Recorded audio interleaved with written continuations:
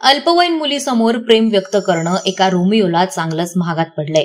महेश लोखंडे असं या रोमिओचं नाव असून त्याच्या विरोधात कळंबोळी पोलीस ठाण्यात पोस्को अंतर्गत गुन्हा दाखल करण्यात आला असल्याची माहिती कळंबोळी पोलीस ठाण्याचे वरिष्ठ पोलीस निरीक्षक राजेंद्र कदम यांनी दिली आहे।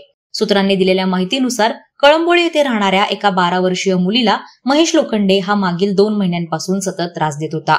सुरुवातीला दुर्लक्ष केल्यानंतरही आरोपीनं पीडितेला त्रास देणं सुरूच ठेवलं। अखेर त्रासलेल्या तरुणीनं ही बाब आपल्या कुटुंबियांना सांगितली। शुक्रवार दिनांक 30 ऑगस्ट रोजी आरोपीने मुलीची छेड काढत मला तू आवडतेस असं सांगितलं। यावेळी मुलीच्या मागावर असलेल्या तिच्या वडिलांनी याबाबत महेश लोखंडे याला जाब विचारताच हा तरुण पळून गेला आणि एका दुकानात लपून बसला। याबाबतची माहिती पोलिसांना देण्यात आली। पोलीस घटनास्थळी दाखल होईपर्यंत घटनास्थळी संतप्त नागरिकांनी मोठी गर्दी केली होती। पोलिसांनी आरोपीला ताब्यात घेताच संतप्त नागरिकांनी पोलिसांसमोरच आरोपीची चांगलीच धुलाई केली।